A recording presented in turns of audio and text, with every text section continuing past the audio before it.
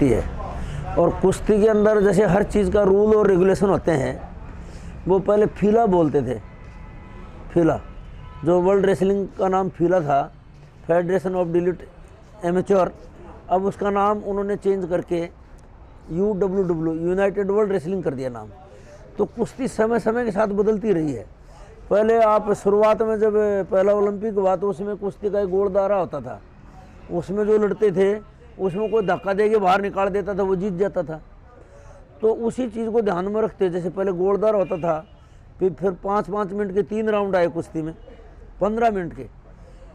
फिर कुश्ती उस टाइम जैसे गोलदारे में थी, फिर कुश्ती में मैट आ गए, फिर 5 मिनट के बाद 4-4 मिनट के 3 राउंड आए कुश्ती में।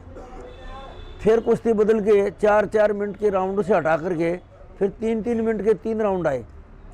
फिर कुश्ती एक बार और चेंज हुई, 3-3 मिनट के 2 राउंड कर दिए। फिर उन्होंने कहा और दोबारा कुश्ती के चेंज के टाइमिंग के साथ बता रहा हूँ आपको। फिर बाद में कुश्ती में क्या हुआ कि 5 मिनट का डायरेक्ट एक ही राउंड दे दिया, और उस राउंड के बाद अगर 3 पॉइंट का डिफरेंस नहीं बनता था तो एक्स्ट्रा 3 मिनट और दी जाती थी। जब भी 3 पॉइंट का डिफरेंस हो जाए, चाहे वो 5 मिनट के बाद 1 मिनट में हो गया, 30 सेकंड में हो गया, कुश्ती ख़त्म। तो इस तरह से मान लो उस 3 मिनट में सबसे ज़्यादा पॉइंट वाला जीतता था। अगर मान लो 3 नहीं बने और 5 मिनट के बाद 3 मिनट और 8 मिनट की कुश्ती होगी। फिर उसके बाद में कुश्ती में दोबारा चेंज आया टाइमिंग का, फिर 2-2 मिनट के 3 राउंड कर दिए, 2 मिनट 2 मिनट 2 मिनट 3 राउंड। तो उस 3 राउंडों में क्या हुआ कि अगर पहले 2 राउंड कोई जीत गया तो कुश्ती ख़त्म। कोई एक ही राउंड में कुश्ती में मान लो किसी ने फाल कर दिया तो कुश्ती ख़त्म। और उसके बाद में और चेंज क्या हुआ कि अगर मान लो तीनों राउंडों में एक वो जीत गया, एक वो जीत गया, तीसरा कोई जीतता है वो विजेता होता है। फिर कुश्ती में कुछ टेक्निकों का चेंज आया कि अगर मान लो कुश्ती लड़ रहा है, किसी ने 3-3 मिनट के दो टेक्निक मार दी, एक आदमी के 5 पॉइंट हैं, 3-3 मिनट की 2 मारी, कुश्ती ख़त्म। फिर एक ऐसा सिस्टम आया उसमें कुश्ती में 4 पॉइंट का दे दिया, 5 पॉइंट का। अगर किसी ने उठा करके कुश्ती शुरू हुई, पहले 5 नंबर का एक थ्रो मार दिया तो कुश्ती ख़त्म। तो कुश्ती में समय समय के ऊपर रूल और रेगुलेशंस बदलते रहे हैं, और कुश्ती में जो बदलाव आया है उसके साथ ही पहलवानों को ढलना पड़ता है। अगर हम मान लो रूल की अवहेलना करेंगे, उसके साथ ढलेंगे नहीं, तो क्या कि हमें रिजल्ट नहीं मिलेंगे। अब जैसे मट्टी की कुश्ती और गद्दे की कुश्ती का फ़र्क ये हो गया कि अब UWW ने मट्टी की कुश्ती को भी अडोप्ट कर लिया। अब क्या कि मट्टी में पहले हम जांघियाँ पकड़ते थे, कुश्ती लड़ते थे और थे मट्टी की दाव थे, हमारी प्राचीन संस्कृति थी। अब उन्होंने ये कर दिया कि जांघियाँ नहीं पकड़ना है। अब मट्टी का नेशनल वो कराएंगे भारतीय कुश्ती संघ वाले, तो उसमें क्या होगा कि रूल रेगुलेशंस जो गद्दे की कुश्ती के है ना वही रहेंगे। 3-3 मिनट के 2 राउंड होंगे, जांघियाँ पकड़ नहीं सकता, टेक्निकों के पॉइंट जैसे 1 है, 2 है, 3 है, 5 है, वही नंबर रहेंगे। जो डिफरेंस होंगे वही उसी हिसाब से जीतेगा। तो अब रूल रेगुलेशंस के साथ साथ कुश्ती बदलती है, तो पहलवान भी उसको अपने हिसाब से अडोप्ट कर लेते हैं। मैं उसका एक एग्जांपल देता हूँ। देखिए, बाहर अगर कुश्ती में लड़ने के लिए हमारे पहलवान जाते हैं, आज मान लो टोक्यो ओलंपिक में जाएंगे, तो या तो हमारे बच्चे 10 दिन पहले जाएंगे कि वहाँ के वातावरण को अडोप्ट कर लें, या ऐसे जाएँ कि जैसे मान लो अडोप्टेशन ज़रूरी है, या ऐसे जाएंगे कि यहाँ से उड़े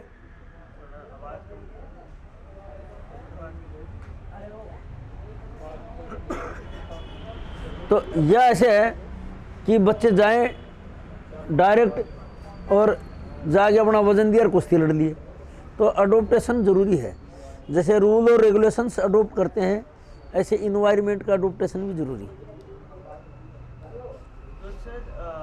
मेन डिफरेंस जैसे हम बोले मैट और मिट्टी, उसमें मेन डिफरेंस क्या है? टेक्निक में या स्पीड में या किस चीज़ पे ज़्यादा फोकस करना पड़ता है? देखिए, मिट्टी से मैट में मैं आपको एक ही चीज़ बताऊं, मैट और मिट्टी में कोई भी चीज़ में डिफरेंस नहीं, खाली एक ही चीज़ का डिफरेंस है, वो में एक स्पीड का फ़र्क पड़ जाता है। देखिए, एक तो आदमी कच्चे पर चले, एक गाड़ी जैसे मट्टी में चल रही है, एक गाड़ी रोड पर चल रही है, जो अच्छी बढ़िया रोड होगी उस पर चल रही है। तो उसी में उसी के हिसाब से गाड़ी का क्या कि वो स्पीड बढ़ जाती है। तो गद्दे पर स्पीड बढ़ जाती है, मट्टी में स्पीड कम हो जाती है बस। बाकी मट्टी में भी पहले हमारे जो मट्टी की कुश्ती थी ना, उसमें डिफरेंस था। पहले जैसे मान लो भारत केसरी है या वजन में कुश्ती धर दी, तो उनके रूल रेगुलेशंस अलग होते थे कि मैं लगातार 5-5 मिनट के 2 राउंड कराऊंगा, तो कुश्ती में 3-3 मिनट के होते हैं। वो ऑर्गेनाइजर के ऊपर है। इसी हिसाब से वही सिस्टम है कि उसमें टाइमिंग का सिस्टम अब आजकल वही कर दिया। मट्टी की कुश्ती हो, गद्दे की कुश्ती हो, टाइम आपका वही आ गया कि वो उसी के हिसाब से टाइमिंग रखते हैं। ये है, और खाली मट्टी में स्पीड का और वही है। बाकी वही 1 पॉइंट मट्टी में, 2 पॉइंट मट्टी में, 3 पॉइंट मट्टी में, 5 पॉइंट मट्टी में, वही गद्दे पे है। पॉइंट वही है, जीतने हारने का अंतर भी वही है, विक्ट्री का सिस्टम भी वही है, सिस्टम सारा वही है बस। सर अभी जैसे काफी लीग्स आने लगी है, हाँ। प्रो रेसलिंग लीग, ऐसे करके लीग्स आने लगी है, तो प्राइवेट लीग, तो उनके आने से कितना फायदा हो रहा है? देखिए, 2 चीज़ें हैं। कुश्ती का प्रचार जितना ज़्यादा होगा तो उसका फ़ायदा तो हर जगह मिलेगा। जैसे हमारी लीग आई, प्रो लीग कुश्ती की, तो उस लीग का एडवांटेज ये रहा, उस लीग का हमें फ़ायदा ये मिला कि वो लीग ने कुश्ती को घर घर तक पहुंचाया। जो लीग चल रही थी उसने लीग को घर घर तक पहुंचाया कि लीग घर घर तक पहुंची। ऐसे जैसे रुस्तम फिल्म, सुल्तान फिल्म आई, दंगल फिल्म आई, लोगों ने सब ने देखा, तो उस फिल्म से भी कुश्ती घर घर तक पहुंची। अब कुश्ती के पहलवान जागरूक हो गए। अब ये कमांडो 3 में एक सीन दे दिया पहलवानों की, जो दुर्दशा दिखाई कि दुर्दशा क्या की। उनने जैसे एक अखाड़ा दिखा रखा है, हनुमान जी की मूर्ति है, एक पहलवान बाहर जाता है, कोई बच्ची स्कूल जा रही है, उसके साथ गलत हरकत करता है, तो सारे पहलवानों ने, पूरे देश के पहलवानों ने खुल करके विरोध किया उसका। भाई विरोध होना चाहिए कि पहलवानों ने देश के लिए मेडल जीते हैं, ओलंपिक मेडल दिए हैं, वर्ल्ड चैंपियनशिप मेडल दे रहे हैं। तो अब क्या कि हर चीज़ जागरूक होगी, तो अब देश का हर नागरिक भी जागरूक हो गया। अब कुश्ती में ओलंपिक में मेडल आने लग गए ना, तो वो लीग ने प्रचार किया, घर घर तक पहुँचाई कुश्ती को। ऐसे ही सुल्तान और दंगल फिल्म ने पहुँचाई घर घर तक। तो ये चीज़ें जब घर घर तक गई ना, तो उससे बच्चों में प्रेरणा माता पिता को भी मिली, घर वालों को भी मिली, तो वो घर घर तक कुश्ती गई। तो इससे बड़ा हमें एडवांटेज मिला। सर अभी जैसे कि टोक्यो ओलंपिक्स आ रहा है, कह दे, मैं घड़े मारूंगा। हाँ, टोक्यो ओलंपिक्स आ रहा है सर, तो अभी इस पे आपको क्या उम्मीदें हैं? देखिए, टोक्यो ओलंपिक आ रहा है,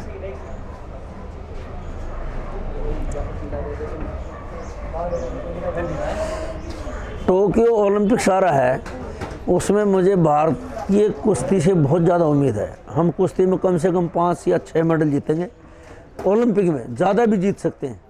जिस प्रकार से हमारे पहलवानों ने, जो वर्ल्ड चैम्पियनशिप अभी हुई, उसमें 1 सिल्वर मेडल, 3 ब्रॉन्ज मेडल, आज तक सबसे ज़्यादा मेडल जीते हैं। पहले हमें वर्ल्ड चैम्पियनशिप में मेडल ही नहीं मिलते थे, तो अब जैसे हमें मेडल मिलने लग गए, तो इनका हमें बहुत ज़्यादा फ़ायदा मिल रहा है। तो हमें ये उम्मीद जग गई कि हम ओलंपिक में, जैसे देखिए 2008 में हमने मेडल जीता, 2012 में हमने 2 मेडल जीते, 16 में 1 मेडल जीता। तो इस 2020 के टोक्यो ओलंपिक में हमें उम्मीद है कि 5-6 से ज़्यादा मेडल जीतेंगे। और हमारे 4 पहलवान ओलंपिक के लिए क्वालिफाई कर गए। अब आगे क्वालिफाइंग टूर्नामेंट चलेंगे, उसमें कम से कम हमारे फ्री स्टाइल, ग्रीको रोमन और लड़कियों में काफ़ी बच्चे क्वालिफाई करेंगे, और हम निश्चित रूप से मेडल जीतेंगे। हमें पूरी उम्मीद है, क्योंकि भारत सरकार भी जो टॉप से स्कीम है, उसके अंदर टॉप ओलंपिक पोडियम की जो स्कीम है, उसमें पहलवानों को या खिलाड़ियों को, जो जिनसे ओलंपिक की मेडल की उम्मीद है, उनको पूरा सहयोग, पूरा मतलब कहीं भी कोचिंग करें, कितना भी खर्चा लगे, लेकिन हमें ओलंपिक में मेडल चाहिए।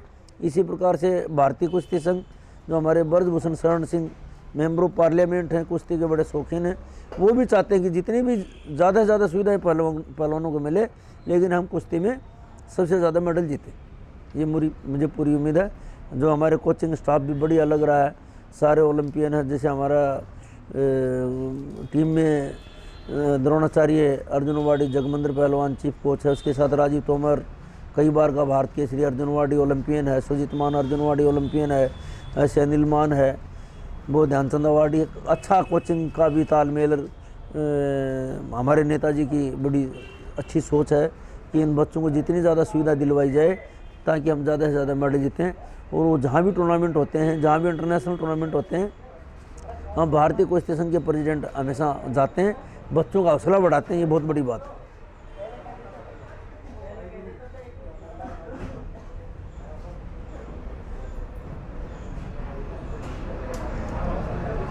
सर अभी जैसे कि रेसलिंग करते हैं बच्चे, लेकिन एक टाइम पे होता था ना,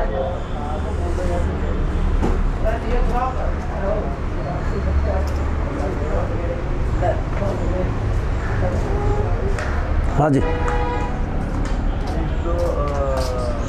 जैसे कि पहले रेसलिंग अलग तरीके से देखी जाती थी, या आपने स्टार्टिंग में बताया था महाराजाओं के या देश का गौरव वाला होता था। अभी जैसे थोड़ा और प्रोफेशनल हो गई है। देखिए पहले जो हमारी कुश्ती थी उसको राजा महाराजा थे, वो उसको पूरा मतलब संरक्षण देते थे। हर राजा महाराजा पहलवानों को अपने राजघराने में रखता था, पूरी सुविधाएं देता था।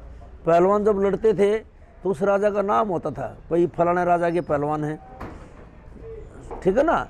अब वही चीज़ राजा महाराजा तो रहे नहीं। अब जो हमारे कारपोरेट घराने हैं, जो औद्योगिक घराने हैं, वो स्पॉन्सर करने लग गए। पहले जैसे सारा ग्रुप ने काफ़ी लंबे टाइम तक पहलवानों को और खिलाड़ियों को स्पॉन्सर किया।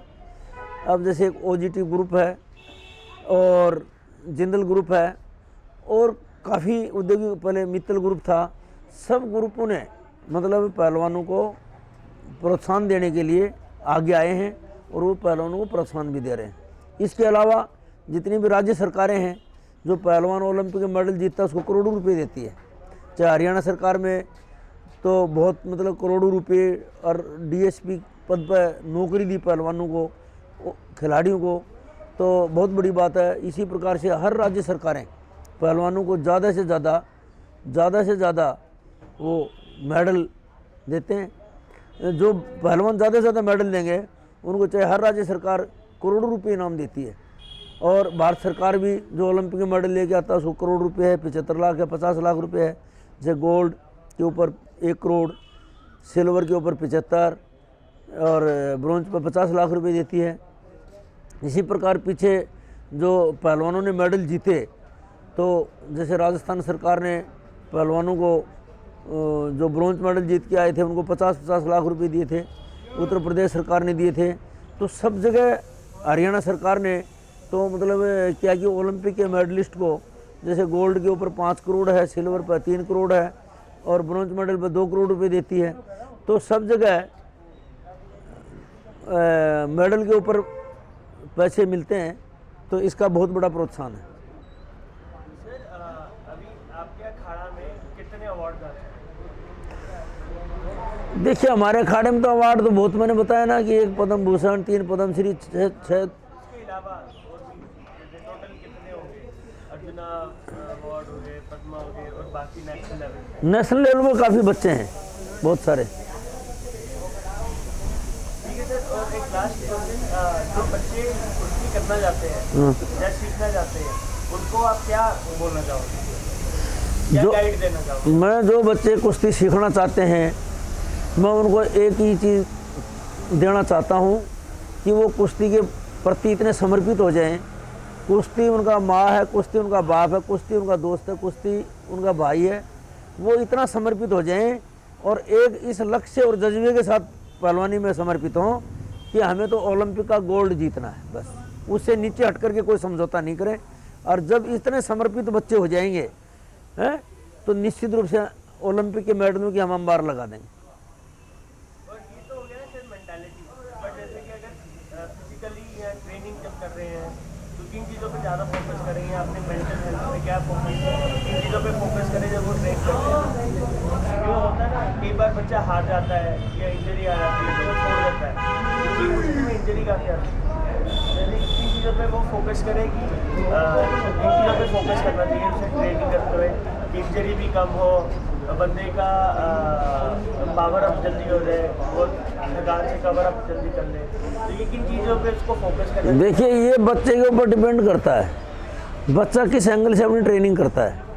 इंजरी को बचाने के लिए प्रॉपर वे में वो वार्म अप हो, सही ढंग से ट्रेनिंग के लिए समर्पित हो, और किसी भी प्रकार की उसके प्रॉब्लम नहीं हो। अगर मान लो उसे किसी प्रकार की प्रॉब्लम रही और मान लो सही ढंग से प्रॉपर कर नहीं पाया, और जिस दिन मान लो बच्चा बीमार है, मान लो वो बुखार में है, कोई चोट लग रही है, और उसको ज़बरदस्ती ट्रेनिंग नहीं करवानी चाहिए। अगर ज़बरदस्ती ट्रेनिंग करवाएंगे तो उसके निश्चित रूप से चोट और लगेगी।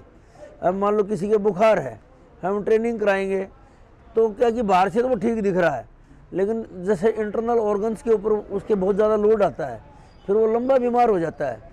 ऐसे मान लो किसी बच्चे के चोट है, हम ये देखते हैं मान लो इसके पैर में चोट है तो उसके हम हाथों की ट्रेनिंग कराते हैं, हाथ में चोट है तो पैरों की कराते हैं, तो उसको हम मेंटली प्रिपेयर करते हैं। भाई तो मेंटली प्रिपेयर कुश्ती से दूर मत हट। कई बार कई बच्चे ऐसे होते हैं जैसे इंजरी लग गई, किसी की इंजरी हो गई, बहुत सारे पहलवानों के नी के ऑपरेशन हुए, शोल्डर के ऑपरेशन हुए, और उन्हें पहलवानी करी, अच्छे रिजल्ट दिए हैं। लेकिन मान लो कोई सोचे भाई मेरे तो घुटने में चोट लगी है, मेरी तो इंजरी हो गई, मैं तो कुश्ती छोड़ दी, इस तरह से वो डिमोरलाइज नहीं हो। मैं तो ये कहना चाहता हूँ कि कभी भी कोई चोट से आदमी डिमोरलाइज नहीं हो। मतलब जो हारता है वही जीतता है, और यही चीज़ का उसको ध्यान रखना चाहिए कि मुझे इस हार को जीत में बदलना है, और जीत में तभी बदला जाएगा जब उसकी विल पावर मेंटली प्रिपेयर होगा, तभी आगे बढ़ेगा। धन्यवाद सर, धन्यवाद महादेव जी, आपके साथ अच्छा रहा है।